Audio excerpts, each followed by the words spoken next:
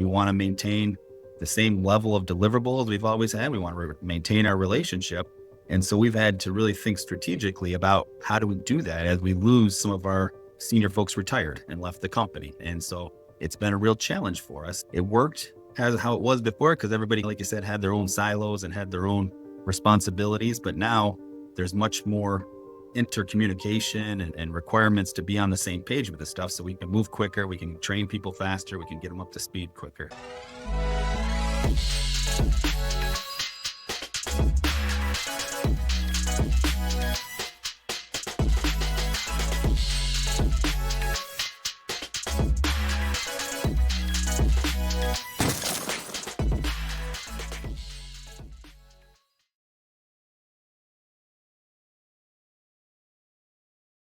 Welcome to our podcast, Escape the CEO Doom Loop, where we talk with real-world CEOs about the challenge of building a great business without losing your vision, your energy, or most importantly, your sanity.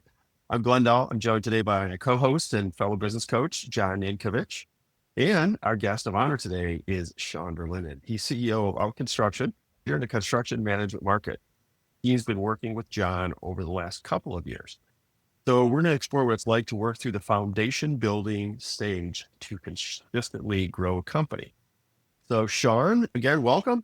Looking forward to a great conversation today. If you wouldn't mind, can you start off by telling us a little bit about yourself? First of all, thank you very much for having me. I'm excited to be here. We are a construction management firm. We've been around since 1908. We do a lot of institutional type construction. So a lot of healthcare, K-12, municipal construction, and then we do specialty commercial construction as well. We have a lot of really high-end, sharp projects. Really, we provide like on-site supervision, coordination for the trades, for the work that's taking place on site. So oftentimes, like we really just have supervision. Well, all the trade contractors, we don't self-perform really much at all. We do project management. So we are facilitating the financial side, the coordination between the owner, the design firms. And then we were very strong with our pre-construction services. So we really like to get involved with projects like when they're through conception. We do budget checks throughout the course of the project and really see it through to, warranties, and starts as a napkin and then turnover projects and training on final equipment and whatnot. We have about 100 employees right now. So just a long-standing construction firm, Southeast Michigan, very proud of what we do. We have a lot of long relationships with our clients and a lot of long tenured employees that we're very proud of those relationships. I have been in the construction industry for going on 25 years. I spent time with a large drywall and masonry contractor, and then I've spent time with a couple different general contractors, one in Colorado and then one back here. And then I've been with Auch about 13 years now. And I started here as a project engineer. So I've really had the opportunity to grow through the roles here and learn the different responsibilities and just eventually get to the seat that I'm in now, and just grateful for all the experiences I've had. I did spend some time as a superintendent as well. And I think it's really all these experiences have shaped me and allowed me to succeed in this role. Oh, that's fantastic. Thanks for sharing that, Shawn. Appreciate that. John, we have an opening question, our signature opening question that we always like to ask. And I know you're familiar. I'm sure John has talked with you about this concept. We published a book called The CEO Playbook, and I both like companies, and you're in that seat as well. Is something that we coined the CEO Doom Loop, and something that every CEO, things get tough, potentially find themselves in. Did that sound at all familiar to you? And has there ever been a time that you, being in a head of company seat, have found yourself in a doom loop in business, or maybe just inside your head? I think I've been pretty fortunate that not too often. We have a fantastic leadership team here. We've got fantastic employees. I think I'm pretty strong operationally, even when it does get a little out of or stressful or concerning leadership team that are more skilled in certain things we have to do than I am. And I'm very fortunate that I can lean on them. They can take it. I can provide some support or some feedback for them. And I don't spend much time there. Quite honestly, it's stuff like this that is hard for me. I do pretty well one-on-one. Again, operationally, I think I'm a doer. Like I can execute, I can get things done. Yeah. Standing in front of people and owning the room or delivering maybe a rah-rah, like that's not me. And that kind of, it stresses me out as part of the role. Like I know I have to do those things. And that's oftentimes where maybe I get inside my own head, overthink it, overdo it, or worry about it too much. But fortunately, when it comes to running the business, I just am very grateful that I have the team in place that I do to support me. Yeah. All right. Well, we're going to talk a bit more about your team and about yourself. One thing I'm curious about, Sean, knowing that you're recently in the CEO role and that John had worked with you and the company prior to that, is John, maybe could you give us a little perspective on how you came to Auch and how you met Sean? Sure. Yeah. Actually, I came to Auk probably 3 or 4 years ago through the former CEO who was a friend. And we started doing a little bit of what Auk really considered strategic planning, which was they'd meet for a day or 2 days once a year and then not really doing anything with that. And I think that the previous CEO was starting to look for maybe something different. And Shawn was really an early part of this process too, of really starting to put more of a disciplined approach in place for how do we really change it from strategic planning to really planning, right? Strategy is a part of that, but how do we really plan where Yeah. we're going as an organization? And then how do we execute that more consistently? And so we first started working together that were in the room, and they were part of what they called the strategic planning group or committee, almost like that. It wasn't a leadership team. Interesting, the leadership team that Shawn talks about, and I agree with him 100%. It's really a high performing team on really aligning cohesive. That concept is relatively new. It's 18 to 24 months old. So what happened was we had some attrition of the 13 people that are in the group, and we had a change in the CEO's seat, and Shawn took over as CEO. And then really there was this tremendous, I think, a rally around Shawn as a CEO and the team being really aligned around both Shawn personally as an individual. And I think the team, even though he doesn't say he's a rah-rah guy, I think that the team really buys into him as a leader. I think they trust him. I think that they know that he has strong values and a strong foundation, and they want to be a part of that. You can really feel it and see it when you're working with them. And so I think that team Mhm. has really come a long way in a short time frame. And it's just what's really exciting for me as a coach is I think it goes back to things we talk about a lot. When you can get a cohesive team in place that really has each other's back and they trust each other, it's amazing how fast you can go and what progress you can make. And I think that what's happened with Shawn's leadership and that cohesion of that leadership team, it's phenomenal. And just the progression they've made in a really short time frame, it's astounding and it's fun to be a part of that. Oh, that's great. Thanks for the background. How long has it been now that you've been a CEO seat? I think pretty much exactly a year. It was right around this time last year. Yeah. I was the interim CEO for about a month last August, but it was official this time of year. Okay. So yeah, Yeah. Okay. Well, happy thank 1 you. year anniversary. Yeah, yeah, Congratulations. You made it a year. yeah. No small feat. It I'm is. proud of that. Yeah. Yeah. Yep. Really curious. So what functional role did you have on that leadership team prior to the CEO? So previously, I was involved as a project manager, as a senior project manager, and then as a project director. The way we functioned is we would work through things and then we would break down action items and people would be assigned them. You take that on. Some of the challenges we faced with that format is that the leadership team then was different. And so there really wasn't a check-in again until sometime the next year, or we were filtering what we were doing through others. And so it was a tough dynamic to really get some momentum going, and often felt like Yeah. maybe we couldn't get finished the things we wanted to, or couldn't get it over the finish line. So my role in that is I would get an action item and then report back to the group and just obviously offer insights throughout the sessions, like when we're in the room, about where we're headed, what we're doing well, what we're not doing well, challenges we're facing. It's interesting to hear both you and John talk about that previous incarnation at all, because it's really common in my experience, and I've worked in companies like that as well. And even as a CEO, that was initially, that's how I led. It was, well, let's do annual strategic planning. And we get the leadership team, I'm using air quotes, go off site somewhere. It was team building, having fun. But it was that, okay, here's what we're going to do for next year. And it was a lot of projects, tasks, things, initiatives to get done. And many times, there was a lack of follow through, a lack of concrete plans, and frankly, sometimes a lack of accountability on who's going to do what by when. The other thing I've seen is where there's teams who are really good at the getting the things done, the execution, but really having the ability to step back and think truly strategically about where are we going to take this company that's unique and differentiated for the future. That's a whole different level of that strategic planning and then executing on those plans. I think a lot of times it was very reactive. And I think we are moving into that proactive strategy now, where we are looking out a year, 2 years, 3 years, and stressing about that, which is good stress to have with. We've really have come a long way in that regards of being able to identify data about where we're at, who's responsible for it. And then when I look at what we've gone through in this process, it really is like the things we are able to do now. If you would have thrown that in the room 2 or 3 years ago, I think we would have, and we might have imploded. And I don't want to knock, what we had was very good. And we had a lot of strong leaders that were very good at what they did. We are a different company. We have a lot of new employees. We want to maintain the same level of deliverables we've always had. We want to maintain our relationship. And so we've had to really think strategically about how do we do that as we lose some of our senior folks retired and left the company. And so it's been a real challenge for us. It worked as how it was before because everybody, like you said, had their own silos and had their own responsibilities. But now there's much more intercommunication and requirements to be on the same page with this stuff so we can move quicker, we can train people faster, we can get them up to speed quicker. Yeah, an interesting thing, just to add a little feedback onto that, is the organization is obviously very successful for a long time, over 100 years. Yeah. And very successful financially also. But I think the reality is that the organization had achieved its ceiling where it wasn't going to be able to scale any further. And correct me if I'm wrong, Shawn, I think this past fiscal year was one of the best years ahead in the history of the company.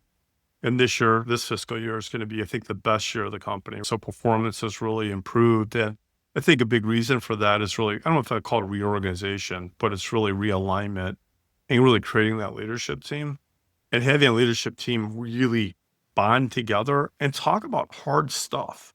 There's really hard conversations when we meet. We're going to meet on Friday, actually. And there's really meaningful conversations. So it's not like we're not turning over rocks over and talking about hard stuff. We really are. And I think everybody's bought into that. And you can just see, okay, well, what are the things we need to do to get the next level of performance? Often that's about people. So those are the conversations that we're continuing to have is, okay, we're at this level of performance. We want to get to this level of performance. What are our limiters? That stuff wasn't happening before. And so that has really been a huge change for the organization. You said things have come up, and you said it in our coaching sessions. John is like, what got you here won't get you there. I know that's the theme of some of the books and stuff. And Auch is a very successful company and has been very successful before me. I was looking back at some literature on one of our former CEOs. Back in the 70s, Fred Auch had said what he loves about our company and what he loves about our industry is the entrepreneurial spirit. And it really, that's what our company succeeded on for a long time, is the ability for individuals to just go out and make decisions and make it happen and develop clients and develop teams. But what we've been faced with, which a lot of people are, is labor shortages now and challenges. And so we've really had to focus on establishing those guidelines for those processes so that big decisions that our team members, and lots of them are newer team members, are making, they can make within the confines of what the Auch deliverable is. And so it's that idea of pivoting a little bit and sustaining, like we're building off of what all the folks, all the great leaders and members of our team did before me, and making a path to continue in the future. Thinking of you as a member of the senior leadership team, right? You were a director leadership team of what we said, 13 people. And then a year ago, you're in the CEO seat. What's your perception of what it's going to be like to be a CEO prior to sitting in that seat? Do you feel a difference? And do you see like, oh, this is not what I imagined? When I first got involved with the team, what I would have anticipated, it is very different now. There were some challenges within the room. You'd have these initiatives that wouldn't get done, and there might be some resentment that certain individuals weren't doing their part and whatnot. The team that was in place when I took over as CEO is very different. And when I had the opportunity, I think at one point I might have been nervous about what I was going to be, how to handle it and how to navigate it. When I had the opportunity to move in the role, obviously I was nervous, I was scared, but I wanted it. I was like, this team is fantastic. I want to do this. And I had a lot of clarity then that this is the right thing for me. Necessarily hasn't changed in the last year, but I would say over my course of involvement with the leadership team, it certainly became clear about where we were headed. I think I can execute things. I can set goals. I can find ways. And so to move forward on some of these things we're trying to put in place, I can stay steadfast and help drive the team. The team has been very supportive and responsive to that. Nice. That's good.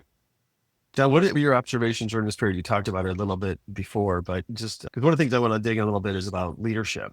And you mentioned, Shawn, right? Had you demonstrated those leadership qualities? I talked to a CEO recently that founded the company, but then the company grew and he moved into the CEO role about 5 years ago. One of the things he said, I asked him, I said, what did you have to learn at that point in time? He said, I really had to learn how to be truly a CEO and not a founder, Yeah. and had to learn how to be a true leader of people. Yeah. I thought that was vulnerable to admit that.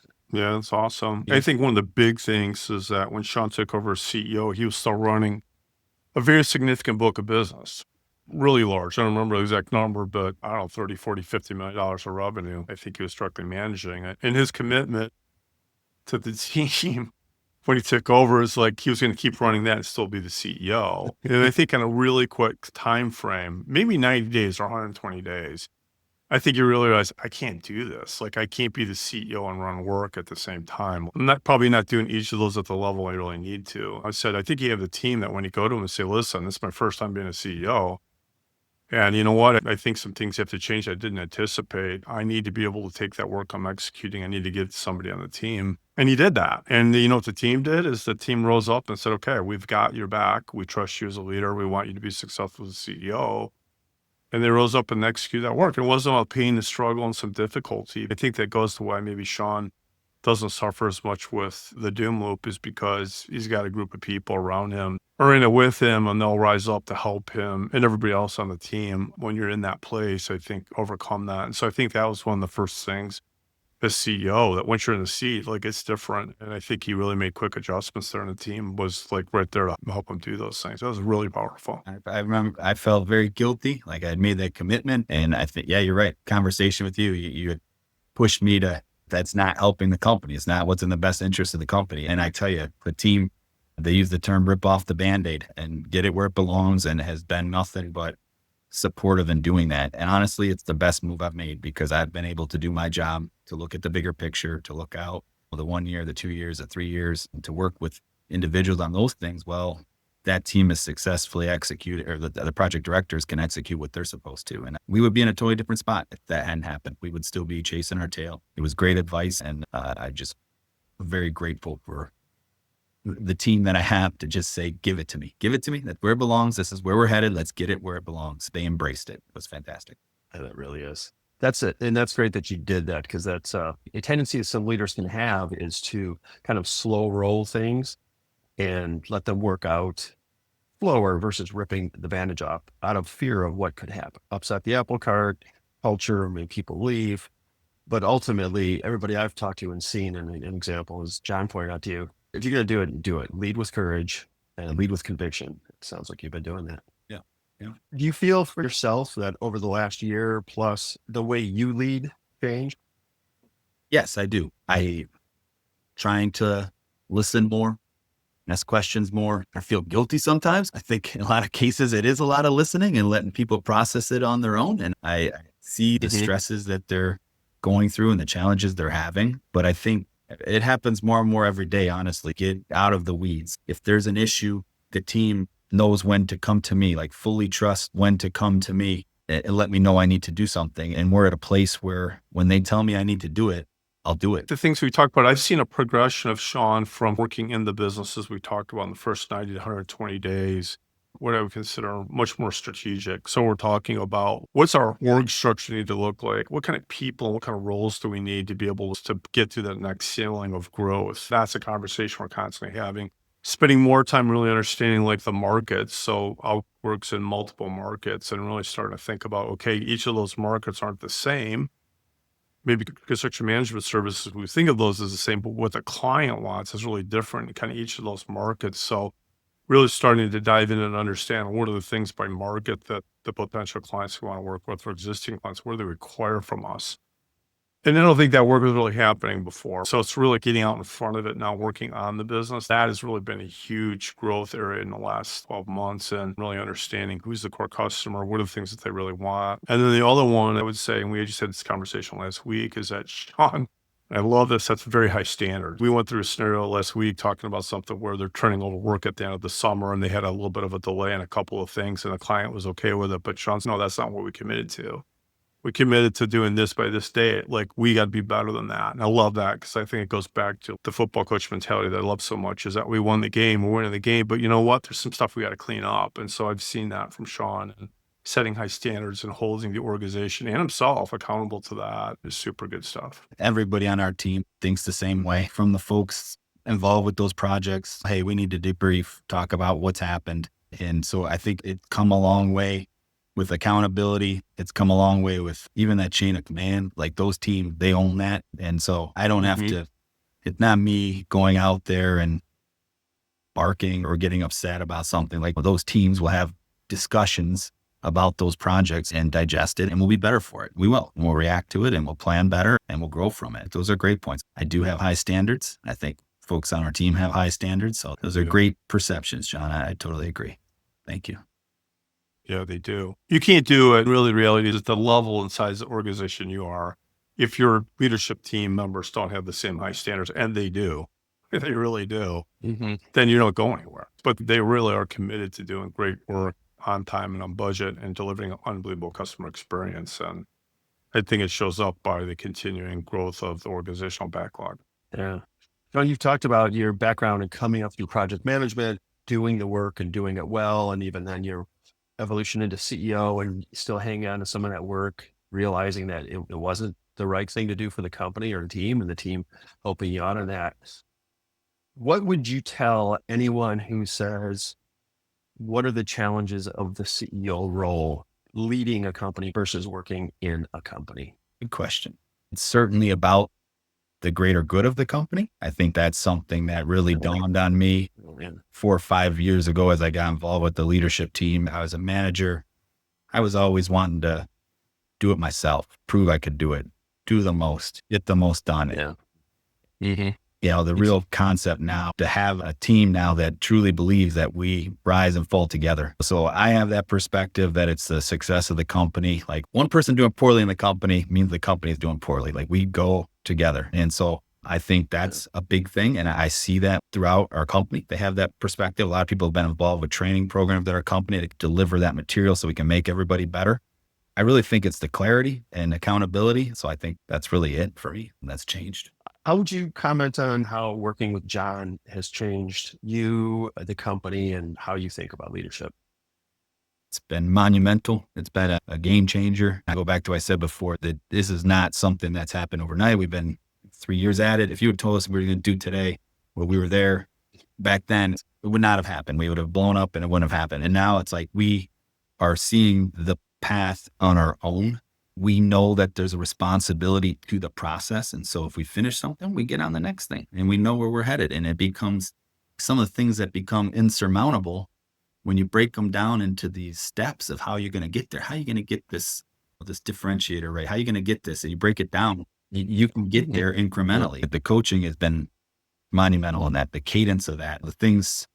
Tell you one thing we put in place through some of our readings, and then John's recommendation was we have a daily huddle in place with our leadership team, and we talk every morning at 7:50, and we talk for it's probably less than 10 minutes for sure. It's usually right around 5. We hit on what are you working on, what do you need help with, anything, any challenges, and we share that. That has driven cohesiveness, it's driven trust, it's driven accountability, and so that came through the coaching. These are things that we have to do ourselves, but we're certainly getting nudged in the right direction by John. And he often says, I don't care what the answer is. Just give me the answer. He's not trying to run our business, but he's trying to make sure we're moving the business forward. The flywheel analogy is real. We start doing these things ourselves and moving it forward. It's because we want to. We have that momentum going, and it all stems back to the coaching. When I interact with the members of the leadership team, one of the things that they respond to me, like we're together on Friday, the vast majority of them say, oh, I can't wait to see you on Friday.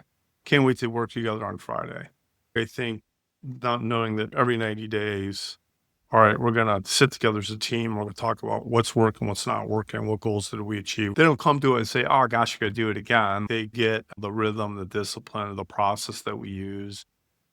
It's powerful when you put that in place. Part of our growth is we usually do prep questions, and oftentimes we review them at our quarterly session. But for the first time, we reviewed them on our own ahead of that. As we exit one of our busiest seasons ever, just to see the other stuff that was able to keep moving forward. As individuals have departments, things they're responsible for, even while doing that work. I think it was enlightening for everybody to see, because the teams that are in the operations up to their eyeballs, they get frustrated, but just to see how much has happened, that not only did we get all this done, but we're a stronger company on the other side. We've got this training in place. We've got all this experience in place. We've done these initiatives. For me, it was very powerful to go through, and the rest of the team thought so as well.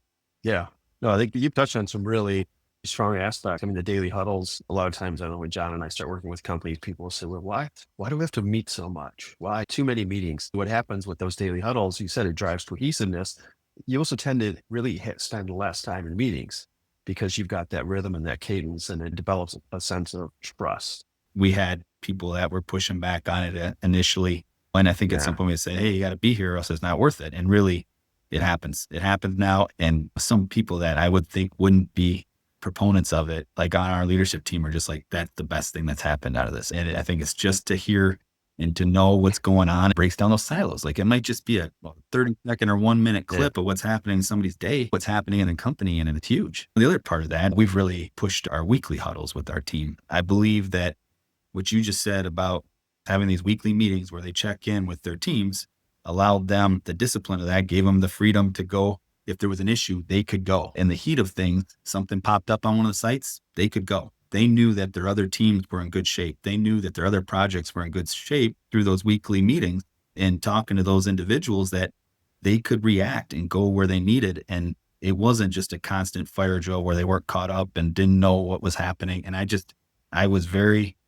impressed with how that went. And I think that kind of, just like you said, initially the pushback is, I don't need another meeting. I don't need another meeting. And the reality is I protect those meetings with my team. As the most important thing on my schedule is that if I can spend half hour with the leadership team individuals once a week and know where they're at, it allows me to inform them. They can inform me. And then I'm not chasing them down every time I get a phone call or somebody asks a question. Me more efficient, and it makes them more efficient because I'm not bothering them. It's true. And I think that's an aha moment for me over my career, as I was dealing with some team members and having to manage them when I newly moved into that, and to see that happen with my team is awesome, because they're buying in and they're doing them. And it's making us a better company. They're leading that initiative from the top, and just proud of that for sure. Of course, I'm sure you've got revenue goals and growth goals for your company. What's a vision of success, both for yourself as CEO and for the company as we look into the future? I mentioned at the beginning of the podcast, mission is to build on tradition with passion. For the company, it's to do that. We've got clients that are 30, 40-year clients. We've got folks at our company that have been here for 30, 40 years. I want to do good work with good people for good clients. We continue to navigate who those folks are and be better at identifying both the folks joining our company and the clients we want to work with and pursue. I just want to keep it going. We are fair to our employees. We treat them very well. We appreciate them. I appreciate everything they do. We've got some benefits in place, and my goal is really just to sustain that. That's great. All right. Thanks for sharing that, Shawn. Shawn was one of the early adopters to things like daily huddles and one-on-ones. He was really one of the early adopters of almost everything we've done. 3x5, all that. He was like the pilot guy for everything that happened internally in the organization. And a few years later now, so they meet at the leadership team level, but now that's cascading down to the next level down in the organization. So those project directors are doing those same kind of things. They're huddling and one-on-oneing, having huddles with teams, but also individual one-on-ones with the individuals on their team. And what's really been interesting is that when we started this process, and Shawn, I know you support this, there were some people that were uneasy with that. This was like different things that they'd ever thought about or thought that they were going to have to do as a part of working construction, running projects, and they're apprehensive about it. And what's interesting now is they really look forward to it. I think they really enjoy those opportunities to interact with their people. They see the real value of huddling with their teams on projects at the project level and making sure we know what's going on today, every day, but then being able to talk to people one-on-one about what's working, what's not working. Here's things we need to do to improve the performance. And you can just see it when we have our quarterly meetings, that the team's coming in and they're really like feeling really, I think, proud and excited about the improvement they're making, both internally as leaders themselves, but also people in the organization. So that's really powerful because it has to go down, right? Shawn's got to do with his team, and it's got to go down to that next level for the organization to continue to propel itself. And you can really feel that. to hear that from some of our project engineers, that how much they look forward to the huddles and they're adding content, and the clarity it gives them for driving to that next career step too. There's an avenue for that where it's not just, they don't know. There's a conversation there weekly, monthly, quarterly about where they're headed and what's going on. And I think it is very well received and appreciated. So that's a great point, John. Yeah. Yeah. Well, Shawn, it sounds like you've really done a nice job of implementing the process and the system. And it sounds like you're reaping the benefits. It is working, and we're going to keep doing it and keep rolling it out. The potential there, the sky's the limit. That's the way we've shared that, is that you get these things in place and what we can achieve. It is exciting for me to see. Yeah. Yeah. I would submit that if you get the right team aligned with the right goals, they can be almost unstoppable. If you were writing the CEO playbook, because John and I are going to be writing a second edition of it, what are 3 things you would tell other CEOs they should be doing based on your experiences to avoid the CEO doom loop? I would start with the morning huddles. I think that will be number 1. Connect with your team. I think it would be engage a coach. It's different when you have to facilitate an answer at the same time. Finding the right coach that fits your team, complements your team, is invaluable. It has been a game changer for us, and it can push us and allow us to find our path, but keep prodding us along. What's next? What's next? And then 3rd, it would be reading a lot of books.